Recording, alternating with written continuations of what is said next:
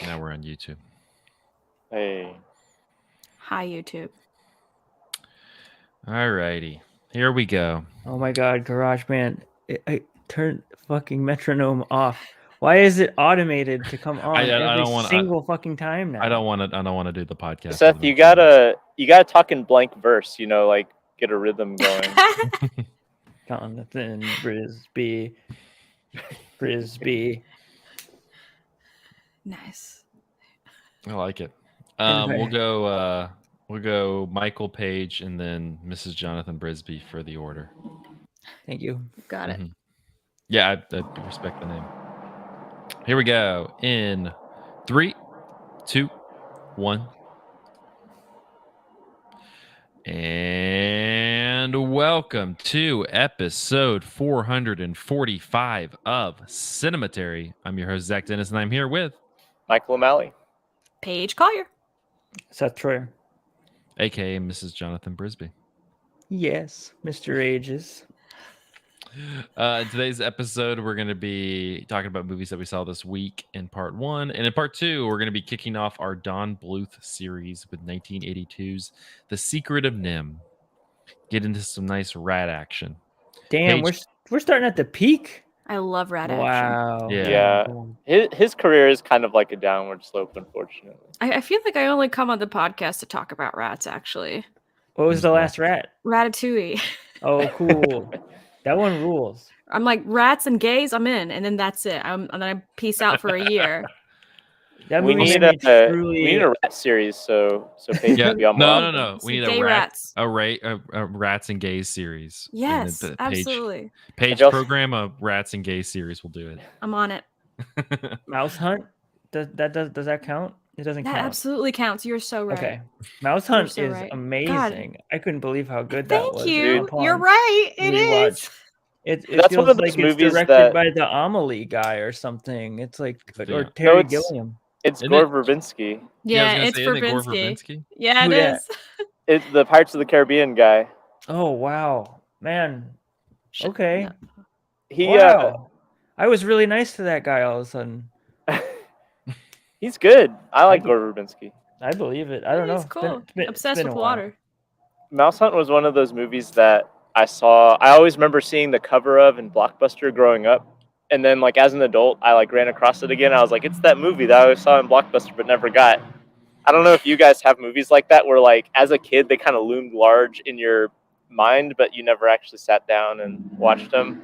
For Mine was sure. Jawbreaker. Was obsessed with the cover of Jawbreaker. Never What could it watched be it. about? Really? Yeah. Have you since? No. You Yeah, want to do it. I rent it? haven't. It I- won't be as good as what there's- it's in your head. Are there gays or rats in there? That's That's my criteria. Sorry. Are you a movie? Do you have a gay or a rat in it? I'm not watching. Anyway, so transition. I don't know how to transition out of that. Bing bong, bing bong, bing. I've got a good transition to the movie I'm Go. supposed to talk about, which has Go. a gay in it. Go for it. Go for it. Yeah. So I watched The Whale, which is the latest movie directed by Darren Aronofsky and starring Brendan Fraser in a role that won him an Oscar, I believe, right? He won an Yes. Oscar?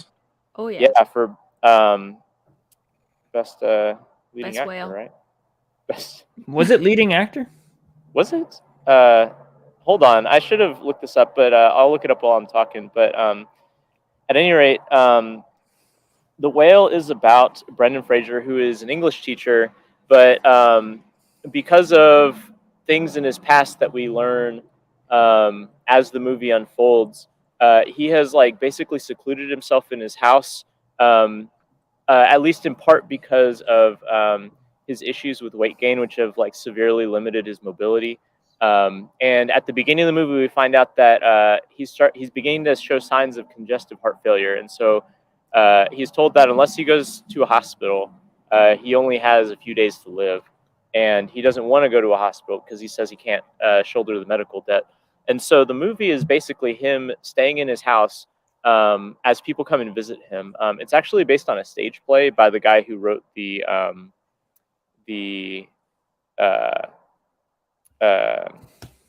screenplay. And you can kind of tell because it's like all one location and people are coming in and out. By the way, the Academy Award was Best Makeup and Hairstyling, and also Best Actor. So, That's what I thought. yeah. But at any rate, like a lot of Darren Aronofsky films, this movie is like highly symbolic and heavily about suffering and Oh, faith and okay. like how those things intersect with one another. Brendan Fraser's character, you find out fairly early in the film, is has left his family years ago, like over a decade ago, because he came out of the closet as gay and started a relationship with the man, and that man was part of a church that is maybe just an evangelical church, but also seems to be a cult, maybe. And that church basically, because of the typical kind of conservative Christian homophobic reasons, like drove Brendan Fraser's boyfriend out of the church. And Brendan Fraser's boyfriend basically had like a experienced such psychological trauma from that he killed himself, and that's kind of the beginning of Brendan Fraser's character's trauma. And so a lot of the movie is dealing with these like really heavy themes about the connections between suffering and how that influences what you think about God and how you connect to other people. Brendan Fraser's character is this like outwardly very almost like superhumanly magnanimous person in terms of his empathy and his ability to see good in people. His daughter, his estranged daughter, whom he makes contact with again because he's dying, is played by Sadie Sink, and she's basically like Damien, just like evil incarnate, like a just a horrifically sadistic character. But like the whole movie, he's just talking about how amazing he is, and how like it has this amazing capacity for good, and that's true of a lot of people. There's like a missionary who shows up and tries to convert Brendan Fraser, who's not interested in being converted, and he Is that the Hong Chow character? no, Hong Chow is his friend, who Oh. is playing a like a nurse, but it's not his nurse. It's a friend. Oh, it's actually the sister of his dead boyfriend, actually. Oh. And she is like kind of taking care of him out of the goodness of her heart, like coming in and checking his vitals every once in a while. And she's very good. She was also nominated for an Academy Award and did not win. But at any rate, this ends up really being symbolic. You find out later in the movie that like the woman that Brendan Fraser left is named Mary, and so she's had a child. Mary has had a child, and so there's like that. There's like a really heavily telegraphed like a prodigal son reference later in the film. You find out that a character has like stolen money and run away from home and all this stuff, and it's just like full of this like all these biblical images, and is like at the end there's like explicit like spiritual stuff going on. And Yay. yeah, I should Sounds also like Darren. mention it. It is Darren can't help himself. He's got it. well, and I'll get to this in a minute, but I love this about Darren. Like Same. there are very few filmmakers who are operating on that like on that register of like I'm gonna make a movie explicitly about faith that's all like about symbols for the Bible and stuff. There are very few filmmakers doing that who aren't just like reactionary Christians, Sure. and I love him for that. This movie didn't really work for me though. One thing that I've not really mentioned is I did mention his weight, but that is a huge part of the movie. Like there is, because it's like killing him, like his sedentary life and his like problems with weight, like it's like a whole thing in the movie. I mean, the movie's called The Whale in part because there's a recurring motif of this like Moby Dick essay that he just loves and thinks is the best essay of all time, and wants it to be the last thing that he hears before he dies is reading this Moby Dick essay. But also, I mean, I think no matter what people say, I think it would be disingenuous to claim anything other than like The Whale is also referring to Brendan Fraser in this movie. And I don't know. There's been a lot of discourse about like the relationship that this movie has to like Brendan Fraser's like very heavily prosthetic body to be this man that's like hundreds of pounds. And like the movie is definitely playing up the grotesquerie of it and makes a spectacle out of it. And I think that that's kind of shitty. I don't know. It didn't make me feel good, and it's not meant to make you feel good, but it also it's like a movie about empathy and the importance of connection with people, but it's also about like the body being a prison and causing material world causing pain and all that. And it's just, I don't know. He could have had any other ailment. He could have just been physically sick with like a disease, and it would have accomplished those themes. But instead, he's a man whose size becomes this symbol, and it's just, I don't know. Maybe it works for some people. And Brendan Fraser is like pretty good, but like it doesn't really work for me. I don't know how it, I don't know. Maybe other people it scans differently, but it definitely felt like there's an element of the movie you're supposed to be gawking at him, and I didn't really like that. I also, as much as I love Darren and his Bible stuff, I it didn't connect with me this time. Like I'm a firm defender of Mother. Like Mother is a great movie. Yeah. I love Noah. Noah is a great movie. Yeah. Like I love it when he just goes whole hog into the Bible, but I don't know. It doesn't make sense in this movie. There's a bunch of like imagery and, like I said, like symbols and references to the Bible, but I don't really get how they're supposed to add up. Like Brendan Fraser is kind of almost this like messianic figure because he undergoes all the suffering, and that's like purifying in a way. But also like it doesn't. I don't know what I'm supposed to get out of Brendan Fraser being like a Christ figure. Like it doesn't. It's not that it doesn't add anything to the movie, but I don't know where I'm supposed to go once I get that concept. And the same thing goes for like, I'm not sure what's the deal with his daughter being just horribly cruel, mostly to Brendan Fraser, the whole movie, and then him just continually insisting that she's great and she's the best thing he's ever done, is having this daughter. And I don't know, like there's a lot of choices in this movie, but they don't add up to me. And I'm sad to say that because I want Darren Aronofsky just to keep making Bible movies. Like that's one of my greatest like cinematic wishes. And this one just didn't connect with me. So that's my take on The Whale. They should let him like make a series, like make more Noah-esque movies, but with just different like stories from the Bible. Yeah, Have like I would 100% do that. Have like David and Goliath. Gosh, yeah. Has there been a good one about the ladies that they were offered to rip a baby in half because they both wanted it? That one's been on. Oh, Solomon, yeah. That's Dude, untapped the Book of territory. Revelation. Imagine Darren Aronofsky unleashed on the Book of Revelation. I know.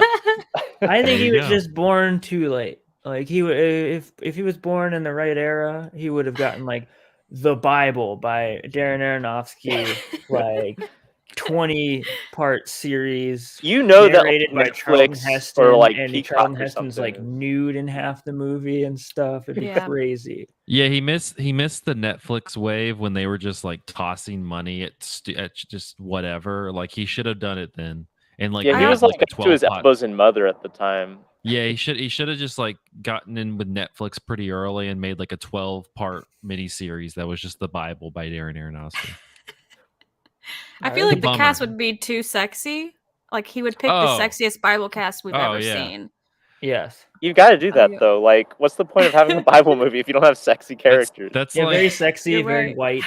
That's like that's like the remake of Ben-Hur. I watched the remake of Ben-Hur, and Jesus in that movie is the most fuckable Jesus of all time. Wait, I gotta see this Jesus. I do want to see that one. You're just like, I like damn, Ben-Hur. All right, well. So I mean, do you recommend The Whale? I don't really know what to do with The Whale because I feel Did you watch it? Did you see it, Tiff? No, I didn't see it. I was gonna go see it, but it didn't line up. But like, I don't know if it's like is it like Aronofsky like completionism? Like I guess what's the point now that we've passed the Oscars? Like what's the point of watching it? If you're interested in Darren Aronofsky's thing, it's maybe an interesting like. You might be interested in that because it has a lot of his thing in it. If you're like just kind of a fair weather Aronofsky fan, I don't think this is it for you. I will say, this movie has been buoyed quite a bit by the like Brendan Fraser Renaissance folks, and I don't know, Brendan Fraser's fine, but I've been mostly unconvinced by like us rediscovering him as like this hidden talent that he's got a lot of really awful stuff that happened to him in his life that I feel really sympathetic toward, but I don't like the Mummy's fine, like, you know, all the. But anyway, what I will say is, I was surprised at how good he was. Like, he is like throwing himself into this movie, and if you're interested in like the Brendan Fraser Renaissance thing, or just seeing Brendan Fraser in a role that allows him very pointedly just like completely move away from his like kind of like affable like himbo past. I guess it's interesting on that level. I don't know. I just didn't think it's like one of these movies. There's a lot of movies that aren't good, and they're not good because they don't take risks.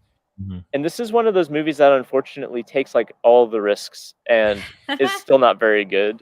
See, that's why I was kind of excited about it. I still want to see it because I am into like Aronofsky at his most like unpalatably like weird, and especially when it comes to the spiritual stuff. And I also was just like excited to see like a messy movie, in like an interestingly messy movie. Like we get plenty of messy movies, but like yeah, like whoa, like going all these different places in a direction I didn't anticipate. You know. Yeah, if but that's your mindset, like that's probably a good reason to watch the movie. Like I don't see, like, anticipate me liking it necessarily, but yeah, I am interested in the unfolding drama of his psyche. Yeah, I mean, the last thing I'll say is like, you know, like Mother, even if you don't like Mother, like it's an experience that like you're just like, I might not like this, but it's an experience. And it's balls to the wall, like just kind of crazy. This one doesn't really seem like that. It seems like this you're very one, much This one is much more in the mode of like The Wrestler, or maybe like it's not like Black Swan in terms of content, but in terms of its relationship to reality, you know, where there's obviously symbolic stuff going on, but we don't really depart into complete allegory mode until maybe the last like 2 minutes of the movie or something. And doubly like frustrating because he didn't even write it, kind of, which is another although- reason I was like, maybe I won't go. I don't know. I will say he didn't write it, but he found a guy in that screenwriter. Hold on, I gotta find the screenwriter's name real quick. Samuel D. Hunter. He found a screenwriter who apparently has all of the same hang-ups as him. Yeah. Like, if you told me Aronofsky wrote this movie, I would have believed you. My dude, yeah. Well, The Whale, it's now streaming in different places. It's A24, so I forgot who A24 has a deal with now. It's one of the streaming services, so I would assume it'll pop up there at some point. But yeah, shifting from one Oscar-nominated movie to another Oscar-nominated movie. Fathom. I'm here to talk about Puss in Boots: The Last Wish. Yes. Which was nominated for Best Animated Feature. This is the second in the Puss in Boots franchise, which is a spin-off of the Shrek franchise, which I know this podcast is is on the record of as being, strong fans of. And Me and Zach go back. We were there. Yeah, Seth and I talking about Shrek 2 on our own. We introduced Puss in Boots to the world. We did. We broke that shit. We broke it. In this one though, Puss in Boots is doing his thing. He's voiced by Antonio Banderas. He has a whole mishap, which the opening sequence of the movie, like the whole set piece that is set up to open the movie is pretty great. It kind of really displays the animation style. I will talk about this, I'm sure, in a minute with Michael, but DreamWorks has definitely started to kind of play around and get a little bit more interesting with their animation styles. You have even stuff like The Boss Baby, How to Train Your Dragon. I'm blanking on it, but their most recent movie, The Bad Guys. Bad Guys, that's it. Just are like kind of fascinating, fascinatingly animated movies, and this one is no exception. It definitely takes a lot from Into the Spider-Verse, but that's not necessarily a bad baseline to like work off of. But the opening set piece is really crazy. But at the end of that, he dies, which burns the 8th of his 9 cat lives, and so he goes he goes through a little bit of an existential crisis. He goes and is in like this home for cats where he like has little mittens on, and they're like he's doing the whole. It's almost like One Flew Over the Cuckoo's Nest or something. It's the whole thing. He grows a big beard too, which is really interesting in terms of cat physique. It's just a big old cat beard. But then he's kind of thrust back into the action of being Puss in Boots when he finds out that there is a number of people looking for the mythical last wish, which Puss in Boots wants to use to restore his 9 lives. You also have Goldilocks and the 3 bears, who are played by Florence Pugh, Olivia Colman, Ray Winstone, and Samson Kayo as like this like Cockney British family, which is like mafia family, which is kind of fun. And then you also have John Mulaney playing Jack Horner, Jack Be Quick, who is like who's like this evil capitalist trying to create this like pie empire, but also is like obsessed with magical items and like collects all these different things. And honestly, like a unhinged, great John Mulaney performance, just really good in this as like this kind of side villain. And then the kind of the main villain that you have is voiced by Wagner Moura from Narcos, and he is Wolf, but he's pretty much the personification of death. And he's incredible. I love him. Yeah, which is it is a great design. Yeah, he's genuinely scary. He's super scary. It's really great. Just like this wolf with these 2 like kind of sickle scythe things, like having like almost the like deliverance whistle going on. Like it's just like he's fucking great. But overall, like a really entertaining movie. I think it's kind of one of those, you look at it, you look at the title, you're kind of like, oh, it's just a cheap Shrek spinoff, just to kind of make some money. But like I said, like the animation itself saves it. It's not the story kind of ebbs and flows. I think it's a little bit more. I think it's much more smarter than it probably is giving credit for. I think it has a little, like, it's at least trying to get at some things that doesn't make it seem like it's some cheap spinoff of a popular franchise. I think it's actually trying to do something, and the animation itself makes it as something really engaging. Like there's a number of set pieces they have the beginning one. At one point, they end up in like this kind of mystical forest that whoever is holding the map for the forest, it like shifts to the different trials that each person faces. And so there's this constant like moving of color and scale and shape in landscape for for whoever's holding the map. So you're constantly kind of going through this shifting motion there. But I really liked it. I thought, like I said, the voice performances are really good. It's frequently pretty funny. And I think, again, like much more than just kind of going, hey, let's just continue to bleed dry the Shrek franchise. If anything, it's kind of like this nice little jolt that, if they are going to like jump back into the Shrek franchise, like I hope that they incorporate some of the animation and some of the styles that they kind of introduced in this movie, because I think that would be like a nice pairing between what Shrek's doing. But Paige, I know you and Michael saw this movie. You have any thoughts on Puss in Boots: The Last Wish? I saw it on Valentine's Day and I loved it. I was really mad Good Valentine's because movie.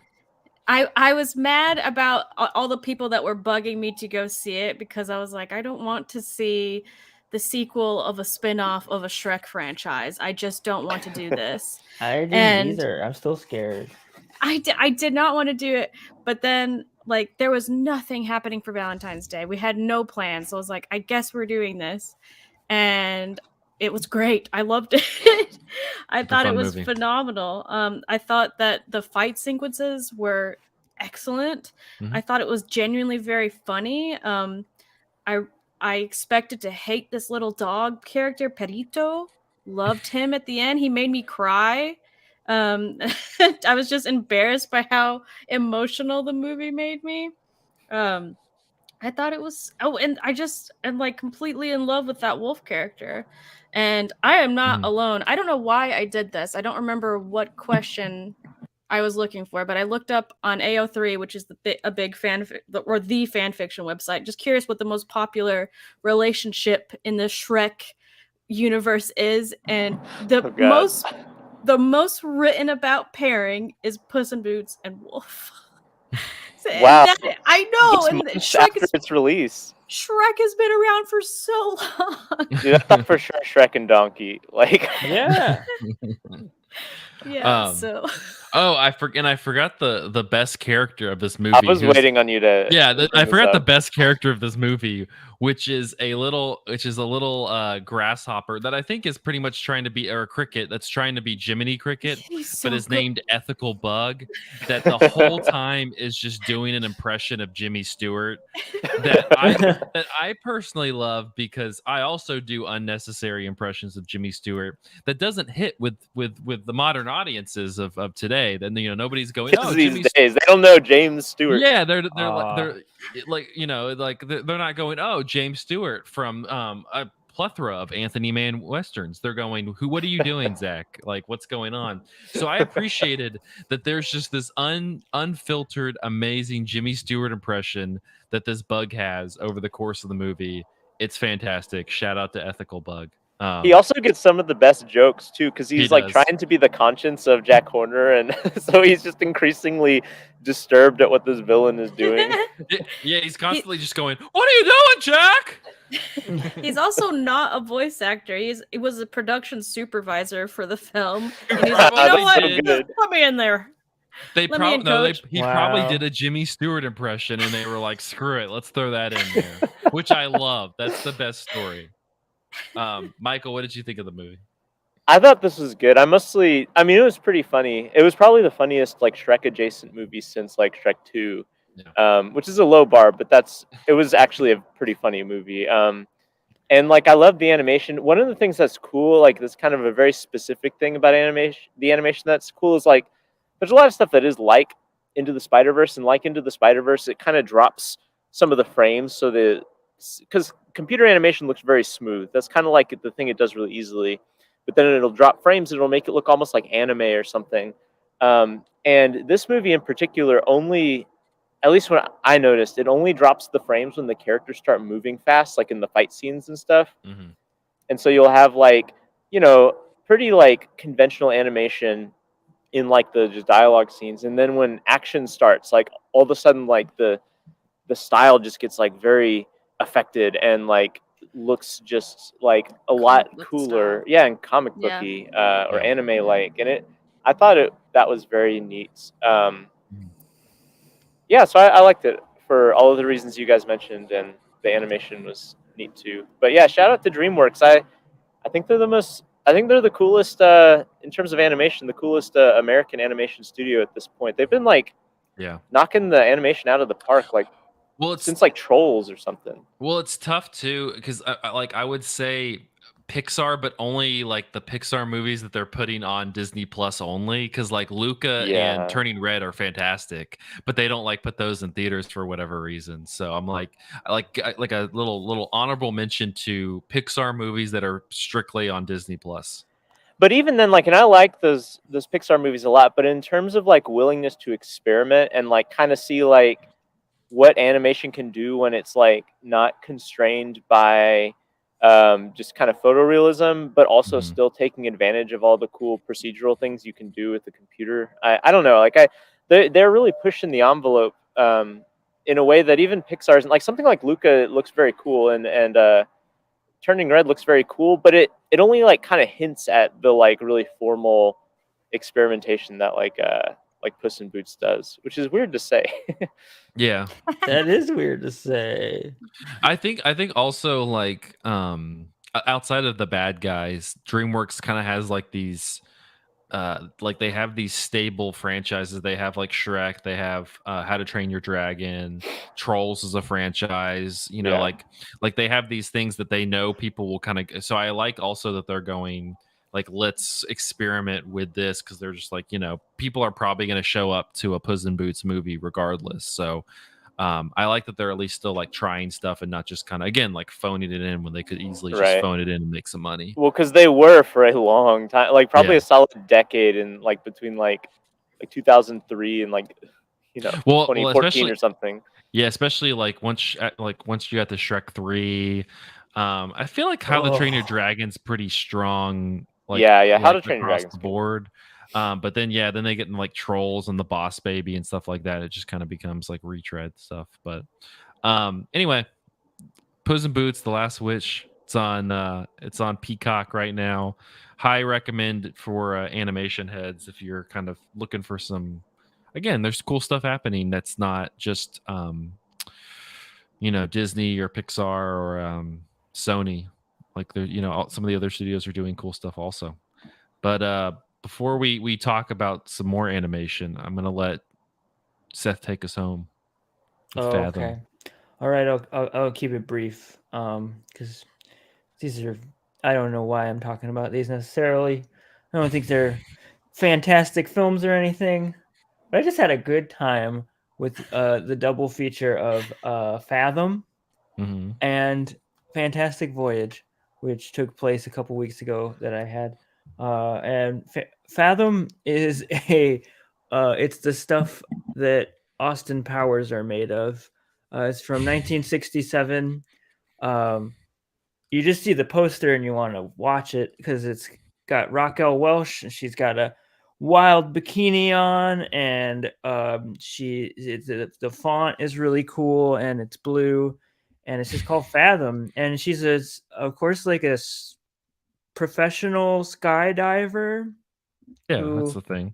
yeah. And like the opening sequence is this great, like dreamy sequence where she's just like sunbathing and she's like falling asleep and she's slowly like stretching in this garden and like whips out this parachute like out of nowhere while the credits are rolling and just decides to like go skydiving and parachuting and stuff. And I don't even know how it all happens. It's one of those. It feels like a real stupid version of a Thomas Pynchon book, in that like it's got this like kind of wacky central character, bunch of wacky characters, and you just don't know how it all works. Because yeah, she's like accidentally tumbles into being a spy, of course.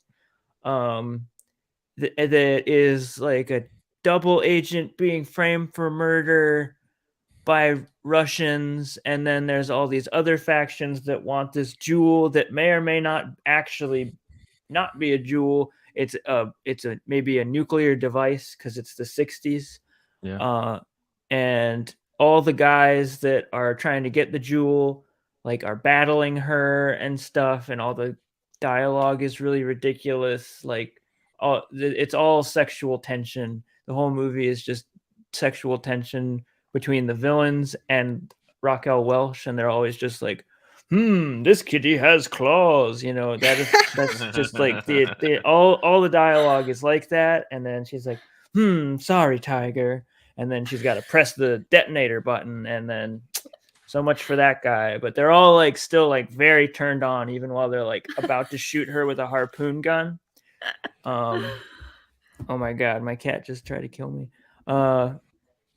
Yeah, so it's on YouTube, and yeah, it really does feel like one of the many movies that Austin Powers is maybe like lampooning or something. It is just like this nuclear bomb spy skydiver movie.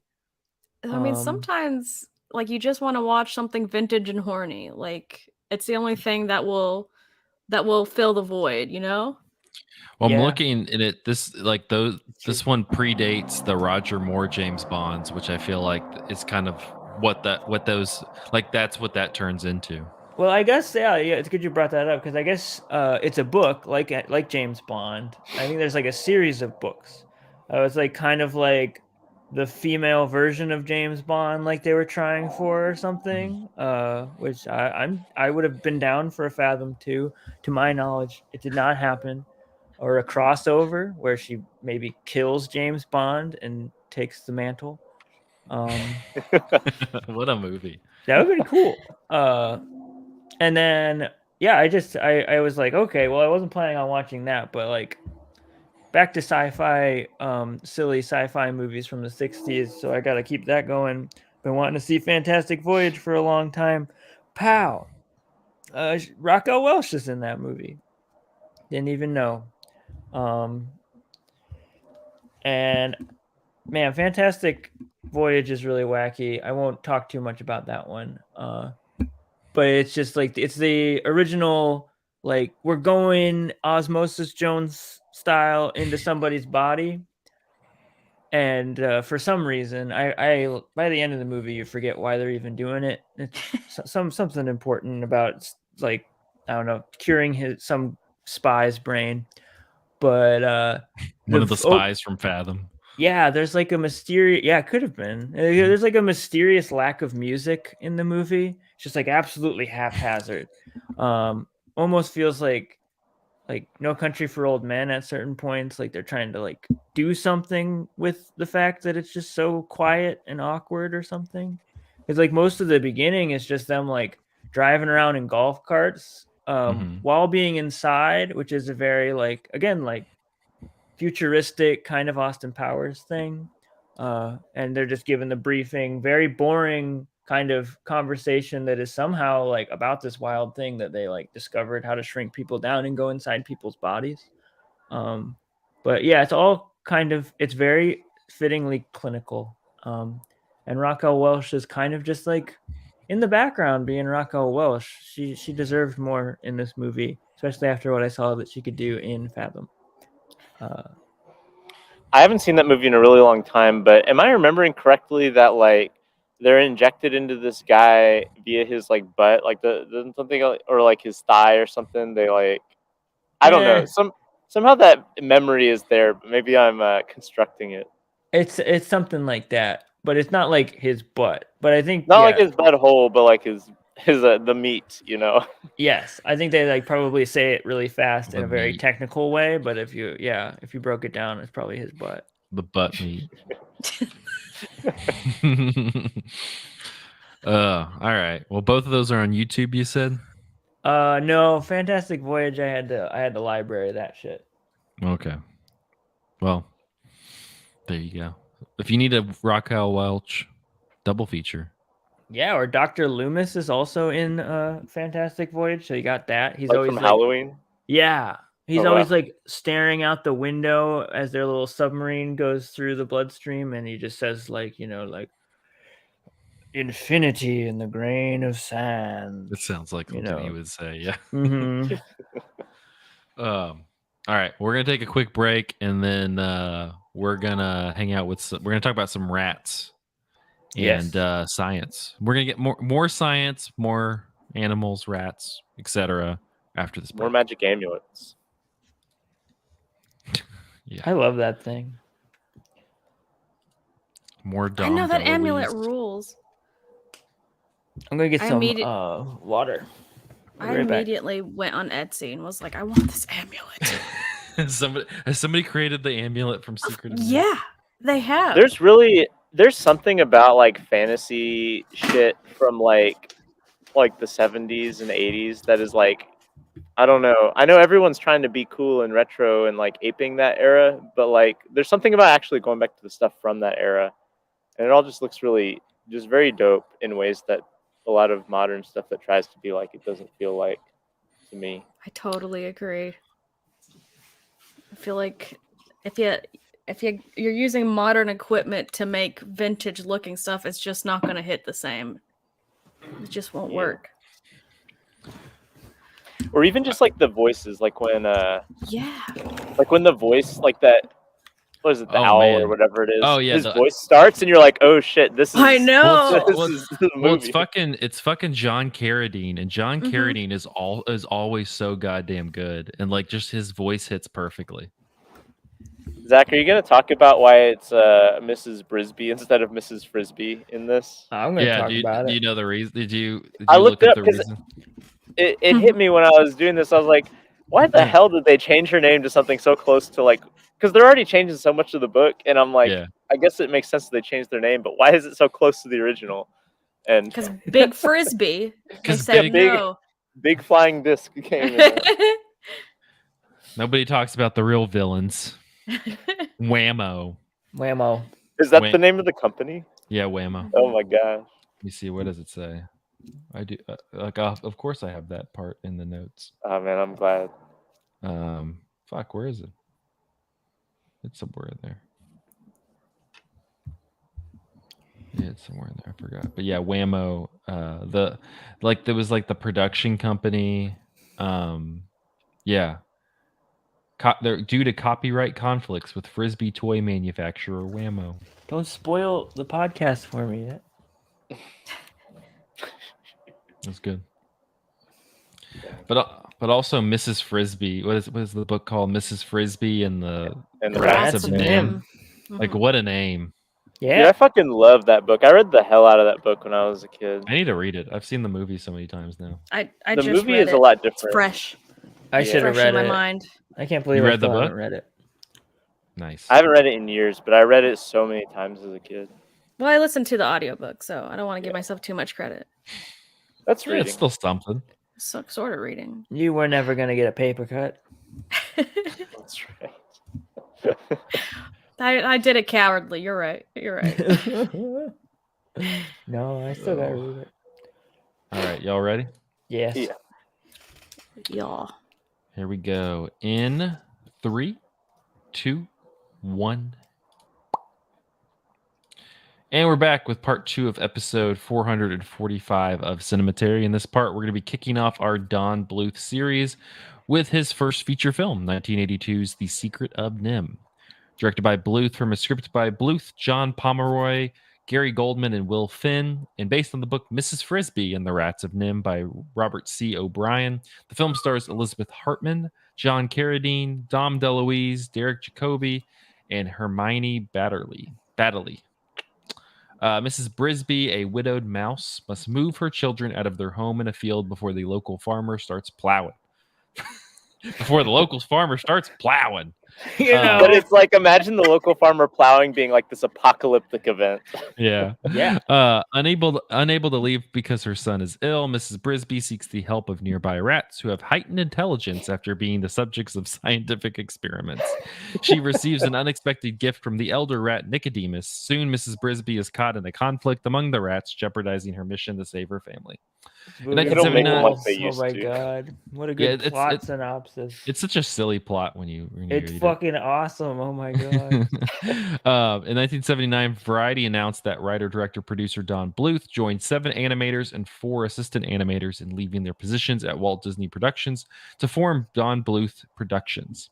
The independent animation studio would produce its first feature film, a $7 million production of the 1971 Robert C. O'Brien novel Mrs. Frisbee and the Rats of NIMH, in association with Aurora Productions, the newly formed production company of former Disney executives Rich Irvine, James L. Stewart, and John Lang. A Wall Street Journal article published the same day reported that Bluth's animators left Disney after the studio passed on Mrs. Frisbee and the Rats of NIMH, as the studio already possessed film rights to a number of popular novels and had, quote, no incentive to buy or work on anything new. Bluth obtained the rights to O'Brien's novel in 79, and in 1980 moved from his home garage to a larger office space to begin searching for additional animators and voice talent. While they were still working at Disney, the Bluth Productions team members produced the 27-minute short film Banjo the Woodpile Cat as a side project to gain other production skills that the company and their animation program were not addressing. Bluth asked Ron W. Miller, Walt Disney's son-in-law and the president and CEO of the company at the time, to view Banjo, but Miller declined. As Gary Goldman recalled, quote, that pulled the enthusiasm rug out from under us. We had hoped that the studio might like what we were doing and agree to buy the film and allow us to finish the short film in the studio, which would allow us to recoup what we had spent in terms of money and the many hours that we and the other members of the team had invested in the film. Have you seen that movie, Zach? No, but the title is amazing. Yeah, it's hit and miss, but it's worth a watch. Okay. Yeah. At the onset of production, filmmakers conceded that their biggest struggle would be finding a way to make rats appealing.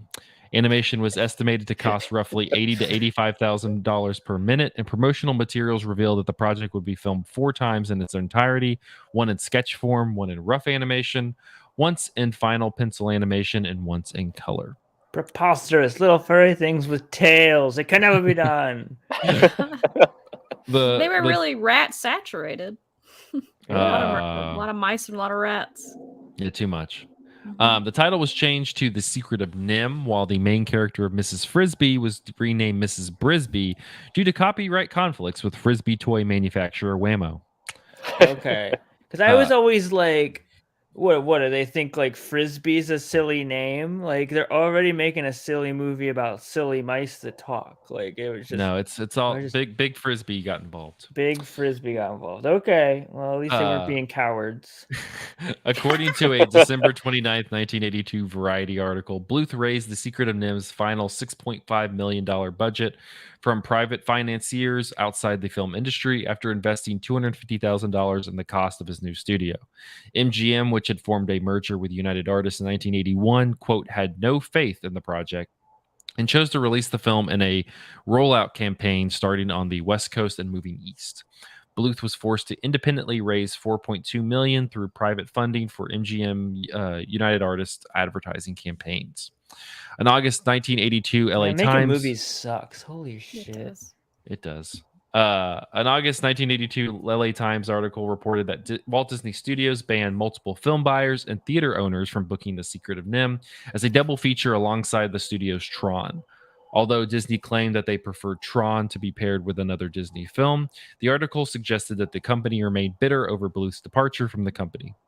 Bluth indicated interest in bringing a lawsuit against his former employer, although the pursuit of any additional legal action is undetermined.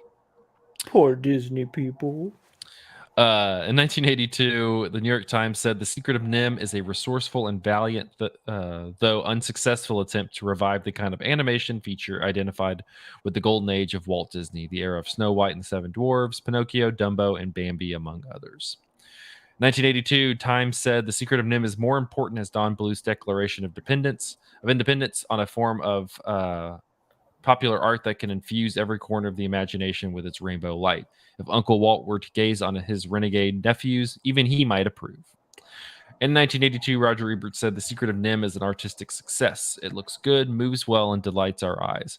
It is not quite such a success on the emotional level, however, because it has so many characters and involves them in so many different problems that there's nobody for the kids in the audience to strongly identify with. I guess you could say that the Disney tradition lives, but that the Disney magic still remains elusive. I guess you can say Roger Ebert still drives me fucking crazy. I guess you can say opinions can be wrong. Yes. On that note, let's talk about the secrets of secrets. It's not one secret. Secrets. There's many. Wait, is it plural? Yeah. I've been thinking this whole time it was singular. No, it's singular. It's The Secret of NIMH. I missed the other secrets. I'm just. okay. There's a lot of stuff going on. Man, I went right with you. There's another secret. I don't know. There's a lot of secrets going on. Anyway, The Secret of NIMH. I'm going to start, Paige, since you're the most researched out of all of us. I'm going to let you start. Oh my God. I am over-researched for this. Yeah. So I read or listened to the audiobook, Mrs. Frisbee. I read a big chunk of Don Bluth's autobiography and specifically read all of the Secret of NIMH section. Oof. Watched so many interviews, just read as much as I possibly could because I was obsessed. What's the name of that biography? I would love to read it. It's called Somewhere Out There. Ooh. And yes, and it's pretty recent. I think it's called Somewhere Out There. I might be.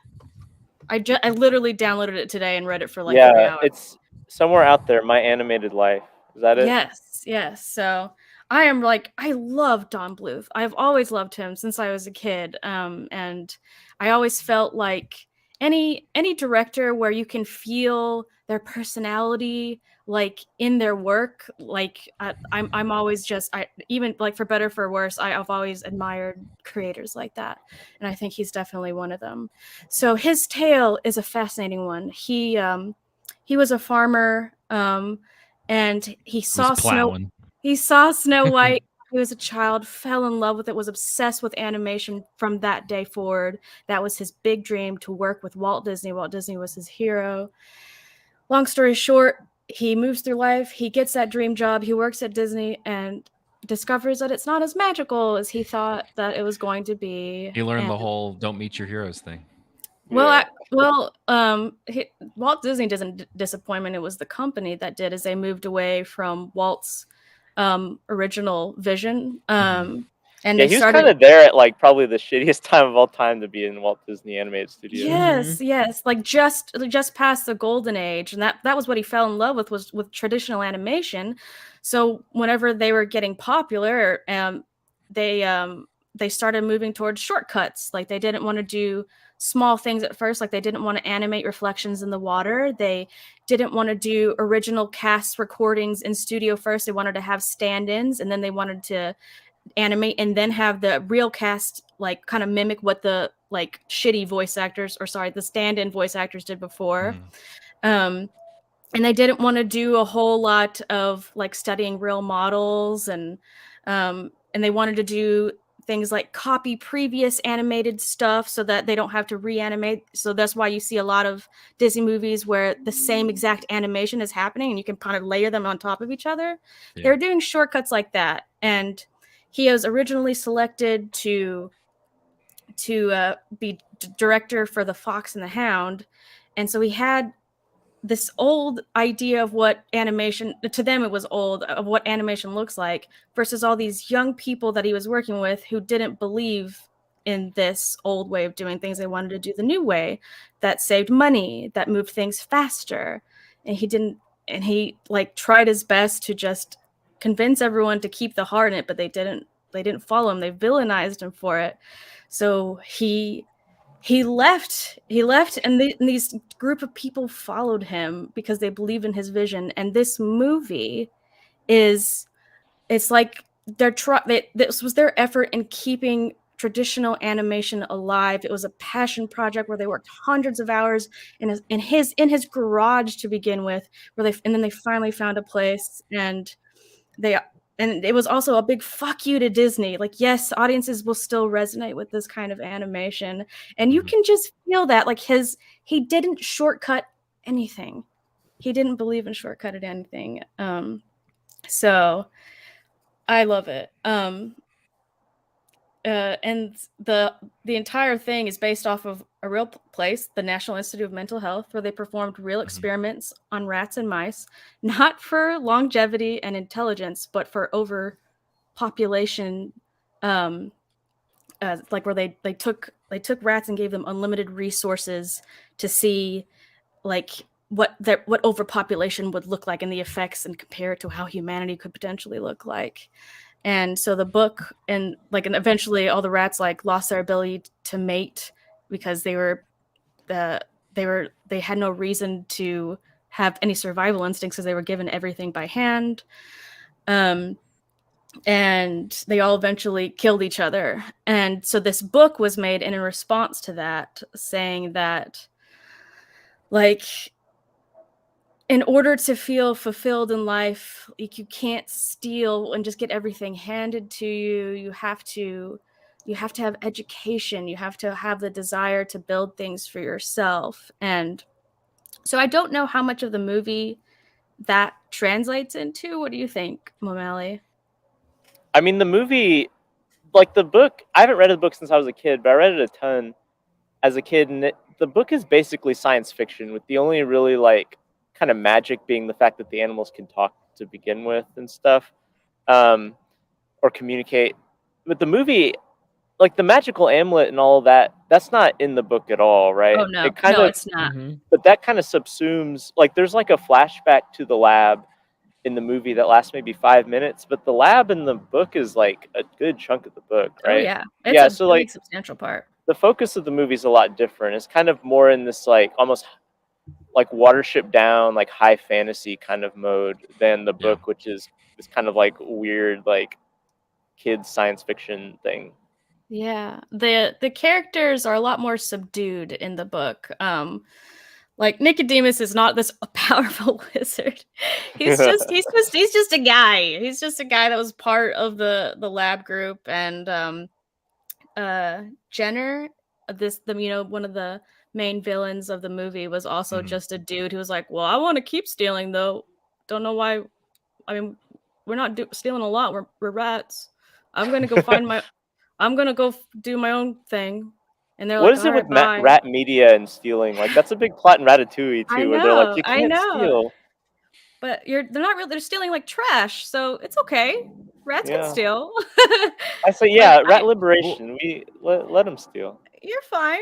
because they might be forming a cyber tech magic civilization in a bush with You what they're never know. stealing. So, shame on you. I wonder if Don Bluth ever considered that his past as a farmer would have eradicated families of rats like we're in this movie. Yeah, secret organization. He's like, finally, someone's talking about this. Yeah, this issue, the real issues. Seth, what are your feelings on Secret of NIMH? Well, I'm very happy to be amongst NIMH heads. I wasn't sure The if I term. would be, the term. but this is like It's a one of safe my favorite space. movies, and it's always been. I just think it's so special. I watched it for the first time in a long time, like last year, I think it was, just like right when the leaves were turning, and it's like one of the best like fall movies. It just feels very fall to me, and I just couldn't believe how one of a kind it is, and it's a particular approach to things that you do see a lot in animation, like cute animals and even like, you know, fantasy and magic and adventure and stuff.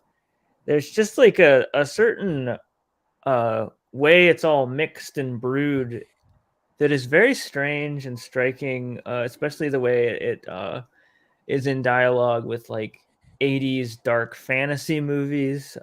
Definitely like fits in there with like you know, my dad showed me this alongside like Dark Crystal and like Ralph Bakshi's Lord of the Rings and things like Yeah. that, of these like, yeah, it seemed like there was such an emphasis during this time on that darkness. Dude, there's also an emphasis on this time with weird animals and that stuff too. Like Bakshi's got a lot of the weird animal stuff. And Disney had like the rescuers and things, and there's like that movie from Canada which I'm blanking on right now, but it's all about like a post-apocalyptic future where animals have like mutated into like humanoid characters who are in a rock band. I don't know, there's something in the water with the animators like at that time period with like there's like such a specific tone to a lot of the movies around that time. No, for real. There's also And- just like a really nice sense of danger in this movie. Like it never, Yeah. you know, like even like it starts out with that because, you know, even the very like basic task of Mrs. Brisby getting the medicine back to Timmy, but then like, you know, she gets intercepted by Jeremy and that whole thing is side plot with him and Dragon, and then you think like she thinks that she's lost it, and it like hits more because it's such a basic, like she just needs that to help her son. It's not like it's not the fantastical part of the plot. But you have like the scene later on when she gets down to the place where the rats are, and Brutus the guard like is like attacking at her, and there's just kind of like this sense of fear there.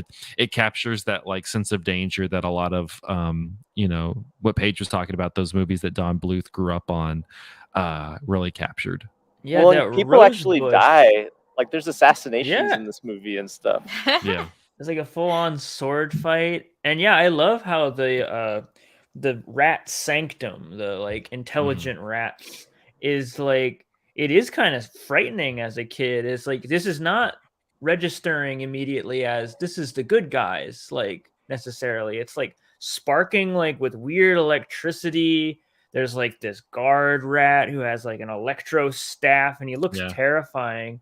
And it is Doesn't like say true because anything. they are kind of interestingly were thrust into the middle of this like these kind of like they're trying to figure out what to do next. Like they're kind of like at each other's throats. They're splintering into factions, which yeah, it definitely points to, I don't know if it's like more of like what the author was talking about, but just like that maybe them becoming intelligent isn't all good either. That like this is like too much for them, or they're advancing too fast. Yeah, it's interesting.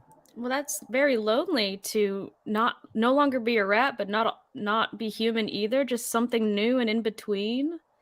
There's that thing where they talk about Mrs. Brisby's husband, Jonathan Brisby, who Mhm. had been one of the lab rats, and they were saying that he was going to outlive her. Like Yes.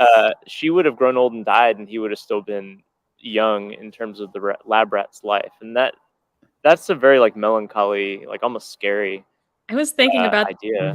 the ethical implications of that. Like, he didn't tell her about his life at all, and then had children with her who now have this extra lifespan, multiple children with her, and then he was killed. Are we allowed to spoil? It came out in 1982. You're fine. We're about Statute 20 of minutes into this limitations. chat. You should absolutely see this movie. Yeah. Turn it off right now and go watch it, then come back. But yeah, so yeah, like she finds out that he was killed by dragon, like through this underground group of rats. Like, she had no idea that this was his life. And she's just a mom. She's just a simple country, little humble mouse mom. Little mouse mom.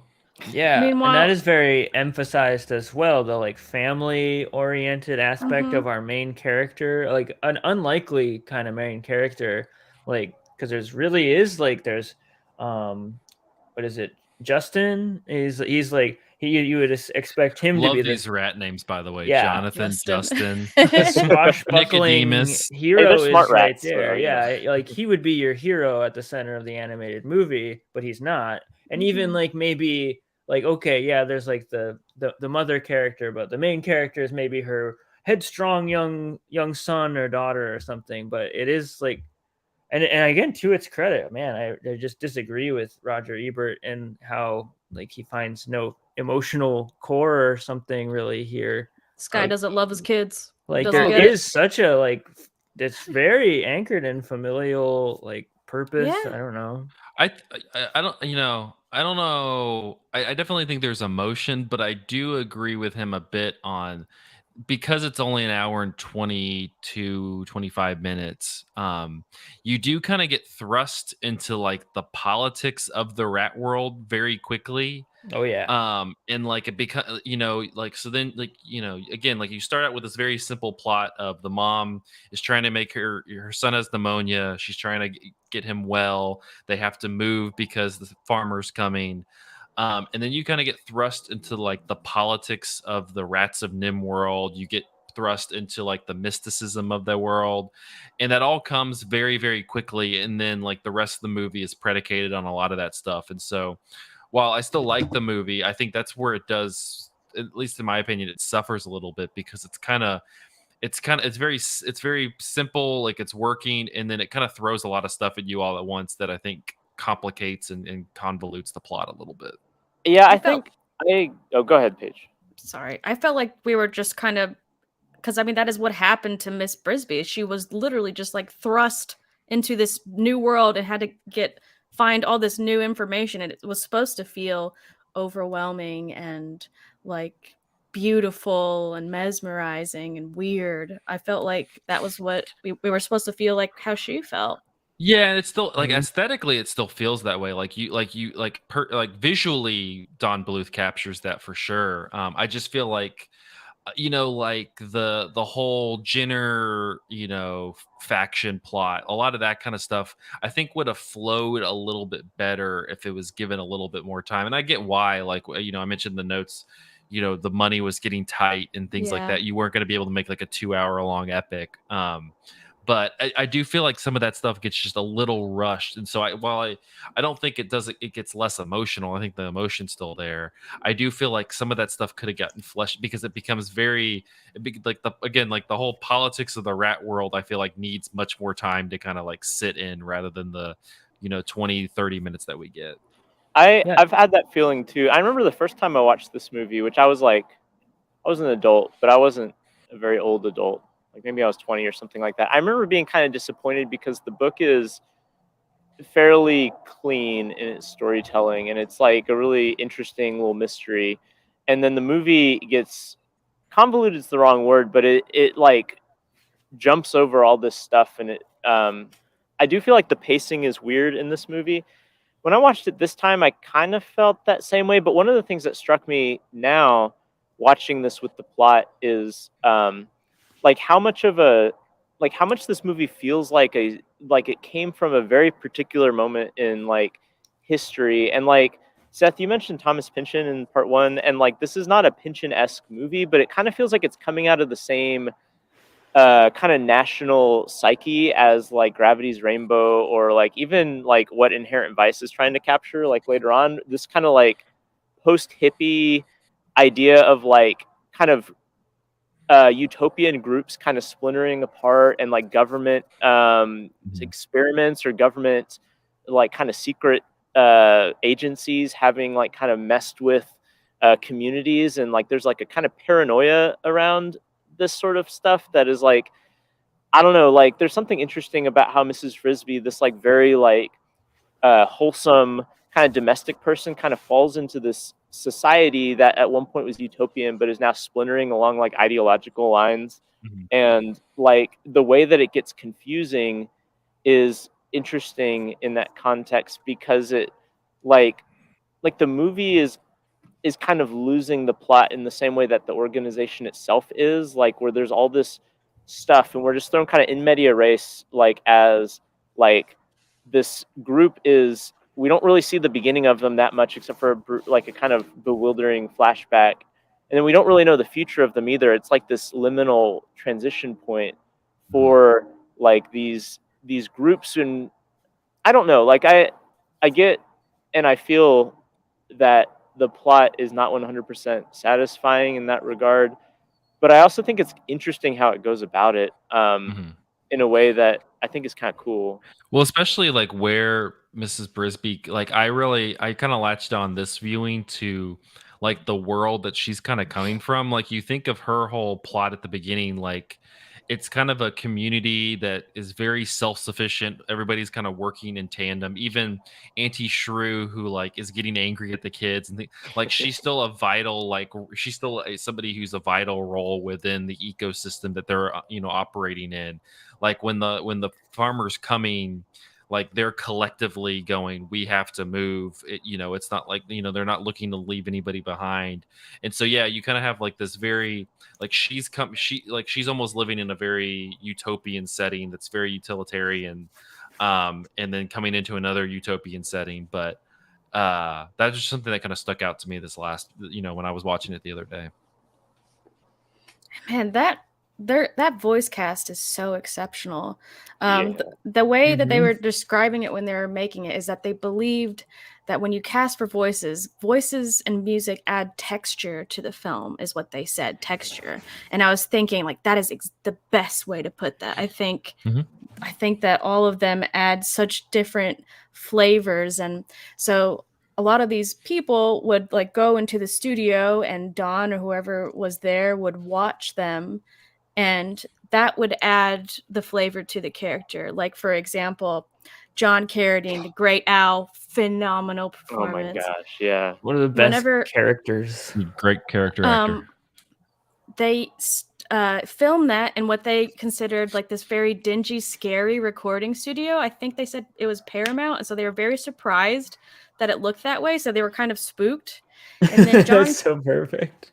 John Carradine comes in, and he's the poor thing had arthritis, and he was shaking, and I think he had to do like one take because that's all he like could do with his medication in him. He was coughing up little animal bones. And he had this limp, and so they animated a limp with the Great Owl. Yeah, Mhm. so just so many things like that, like painted the story as it went along, and I just think that adds so much. And I think the Great Owl scene itself is like Oh one my of the gosh. most powerful I scenes. love how that Just Great Owl stand looks. alone. Yeah, just the Wow. eyes. Because and is there? I'm always like wondering if there's something to that his eyes light up, and so do Nicodemus. They both have these like really striking the way it's animated. Their like eyes are like laser beams coming out of their eye, Yeah. like little sockets almost. And I don't know if there's like some part of the lore, and I think it's kind of left opaque, but like that there could be something there that like that's like a sign of wisdom almost or something. Nicodemus is like also like this mysterious, like he's made kind of creepy for being like the Gandalf character, only adding to like the grim fairy tale aspect of like, okay, like Mrs. Brisby like is trying to get help from someone, but like from Mr. Ages onward, it's just all like kind of like crotchety to absolutely terrifying to like, are you going to eat me? Are you going to help me? What is this kind of thing? Well, that going back to the amazing texture that the movie has, like even though I have like I feel like there's some shortcomings in the story department, like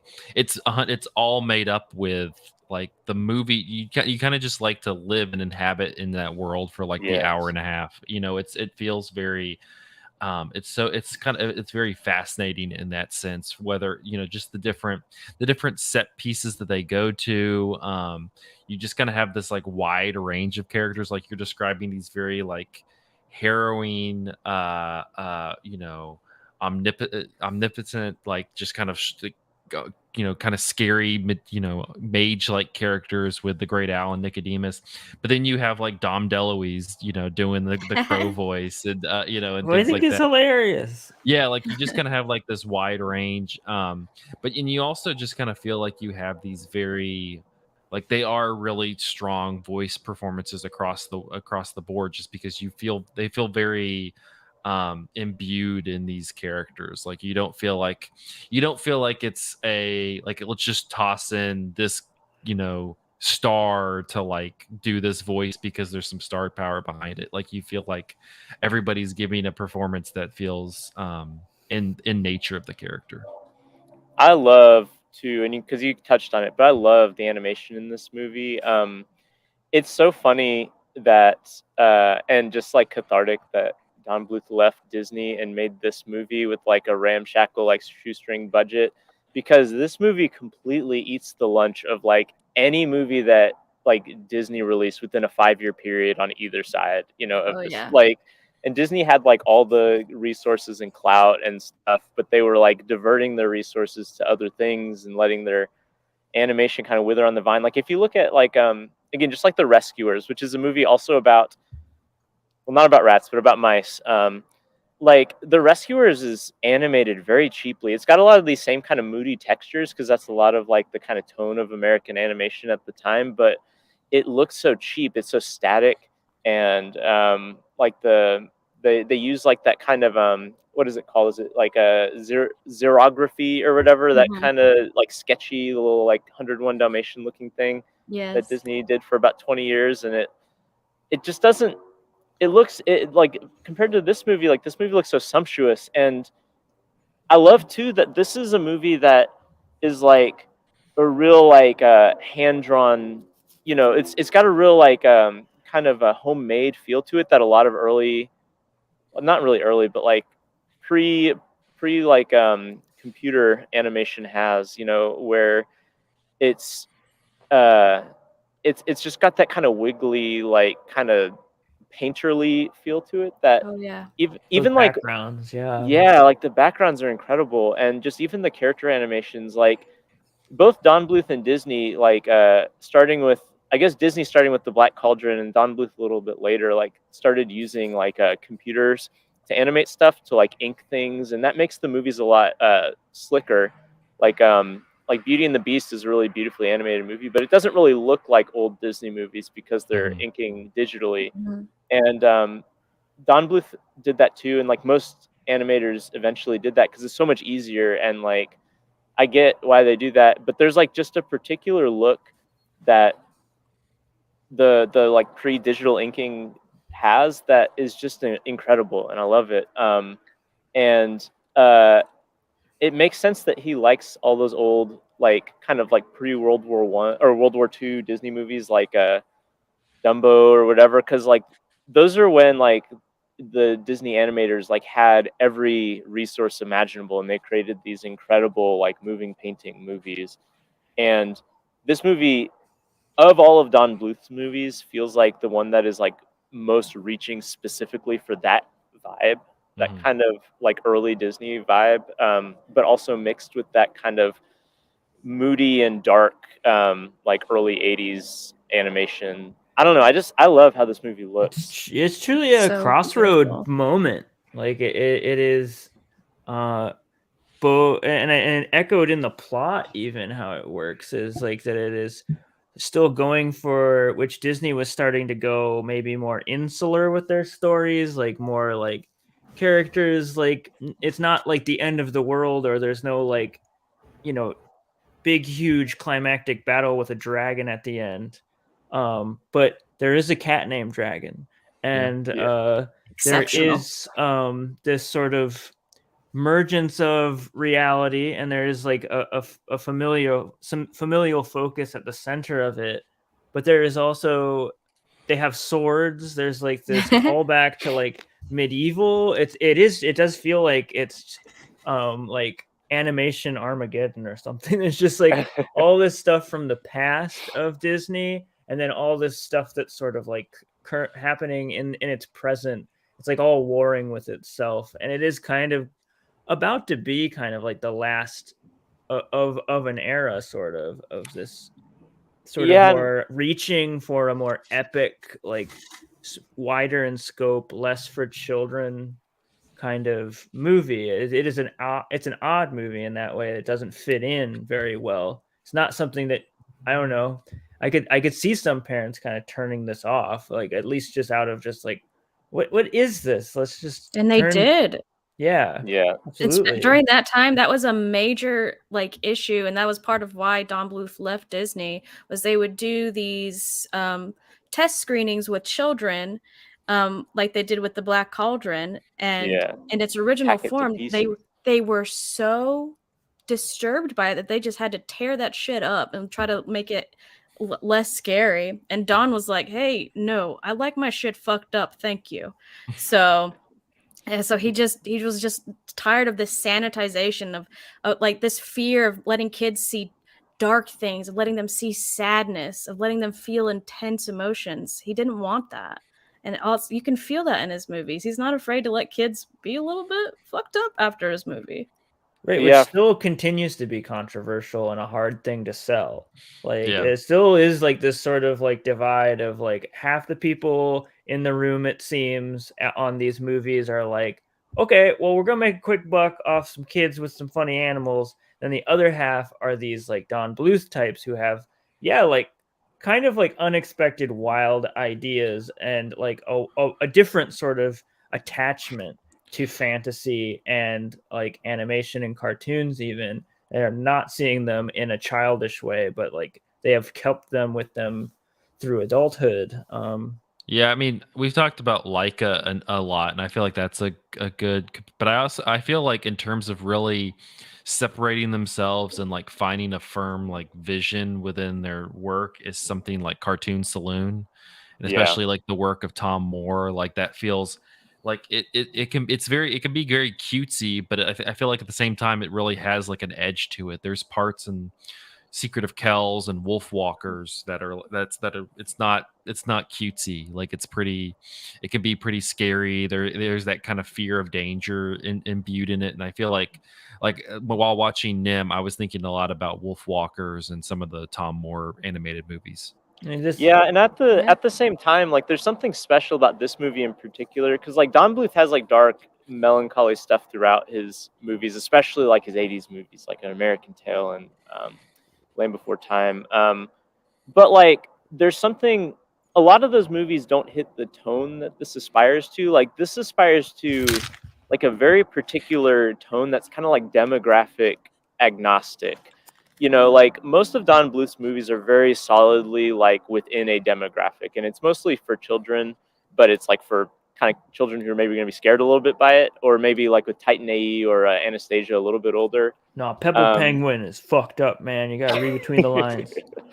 But like, I don't know, like there's something about this movie that like it feels like it's for the kind of person who like by the end of the 80s would have been starting to get into like anime and like the Studio Ghibli stuff that would have been starting to be imported to the United States by this time. Like it's got that kind of like a Nausicaa or something like that vibe where like this could clearly appeal to children, but there's something about the way that this is made that is kind of like indifferent to whether or not it is children watching it. And I like some of Don Bluth's other movies, but they're not really like this. Like this is like kind of stands out in his movies in terms of like the kind of movie that it is, and I dig that too.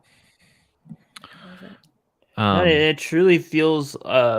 My thing about this movie, it always feels like something that we would just only be able to read about, and we'd like see stills from or like concept art. Like Don Bluth was going to do this crazy like cyberpunky fantasy, It's like an Orson Welles gritty- movie. Yeah, Yeah. but like somehow like he did it, and it was like the first one he did. Like it's kind Yeah, of he knocked wild. it Like out. Orson Welles. Yeah, I guess that's true. Don Yeah. Bluth, the Orson Welles of animation. A little bit. Any final thoughts on NIMH before we wrap up? I do want to just I want to throw out some of the stuff that Don Bluth did around this time. That's kind of interesting too, because Yeah. Don Bluth was, I don't know, like I don't know exactly where he got his money, and he didn't have a lot of money compared to like Disney, but like he got a lot of projects. Like some of it at Disney, like he did this his stuff at Disney is kind of saccharine in the way that like a lot of like Disney shorts are, but especially that one Banjo, the Woodpile Cat, like definitely feels like Don Bluth doing his thing, where it's got like weird kind of dark stuff in it, because it's like this cat that runs away from home and gets kind of caught up in city life. It's kind of like Oliver and Company, if you've ever seen a Disney movie, but it's got like a little edgier stuff in it. And then he did this like Christmas movie called The Small One. That's about the donkey that Oh yeah. that Joseph and Mary rode to Bethlehem, and like this donkey is like just ostracized because he's like a runty, like the runt of the donkey litter, or I don't know how donkeys give birth, but he's the runt, and Eggs. a bunch of the movie is him trying to be sold, and no one wants him. And then finally Joseph like takes him, and he takes Jesus, or takes Mary to give birth to Jesus or something. Jesus in a way is coming too. And like in both of those movies are kind of weird and sad, but also very sweet and saccharine. Um, and the other thing that he did around this time that was kind of interesting is he got into video games. Yeah. The Dragon's Lair. Has anyone played Dragon's Lair? Yeah. Mm-mm. It's not a very good game, but the cool thing about it, it's basically a game where everything is QuickTime events. But the hook of the game is that it's an animated game. Like it looks like an animated movie, and you're like a knight that has to rescue this Princess Daphne, from this Yeah, dragon. You're just activating scenes basically to watch. Right. You know? And this, you played it in arcade, so if you missed your QuickTime event, you lost your quarter. It was a real scam, but like the animation is kind of cool. Like I don't know, it's like a precursor to like the kind of CD-ROM games in the 90s, you know. It kind of has that vibe to it, but with cool animation from Don Bluth. So anyway, like all. I was Yeah, go ahead. texting Michael yesterday. I was like looking up stuff on Dragon's Lair, and allegedly Ryan Reynolds is trying to make a Dragon's Lair movie right now, which sounds like just like you're like, oh, Don Bluth resurrected, but then it's like, oh, Ryan Reynolds. It's like that. It's not It's gonna like look that like Simpsons that. scene where like Homer is buying the doll, and he's like, "This is a doll. Oh, that's good. It is cursed. Oh, that's bad." And like it keeps going back. Absolutely. Yeah, I don't know. Like Don Bluth's interesting. Like especially this kind of like crossroads Don Bluth. It's kind of interesting because he's got his like fingers in all these like different projects, and I don't know. It's neat. Yeah. Yeah, I love that he's striving for something that doesn't quite fit in. And again, like it's almost like he knew like where we were headed with mainstream animation, and he knew he had to do it while he could. Which I do think while there's like really great stuff that happens, we are like as far as English speaking audiences are concerned, like it seems like it's still barely like we're still barely able to sell Studio Ghibli stuff, like Yeah. sometimes, let alone something that's more like dark, or even for adults like in mainstream cinema, things like that. And I think this was like maybe a stab at that, and in the same way that maybe like the Ralph Bakshi Lord of the Rings was, or Plague Dogs, Watership Down, even, which we compared it to. But I just adore this movie. It'll always be so special to me. There's just like, I don't know, like plot aside, there's just something about, I don't know, the raw aesthetic, the vibe, I don't know, leaves and reds. Oh, I also wanted to ask you guys about like magic and what is magic doing in this, like how do we get to magic? Like I know it's like because it's probably reaching for this like other part of Disney that he loves, but it is like this, it's a techno rat thing. Like they are into electricity and they've like advanced to that level. And there's like super brainy, but like it's almost I've always wondered if like that's part of what's going on here, is like that the rats have gone even further than we have or something, because there is like levitation, there's like borderline like weird Tesla stuff, and then they have the magic amulet like that can do crazy like magic stuff. I fully believe that a lot of the deal with Don Bluth is he wants things to be felt, not understood. Mm-hmm. A lot of the time, if he's like, you know what, I want you all to feel mystified. That's the goal. I'm not going to put a cool reason behind it. There it is. You guys feel like mystified walking into this cave? Then I did it. And it's left for us to wonder about, which Yeah. I like. I like that it's not necessarily touched on, because that would only bring down an already like kind of over the children's head kind of movie. Or like he would think like, this would be fun to animate. I'm gonna do it, like putting some sparkles on some shit for no reason.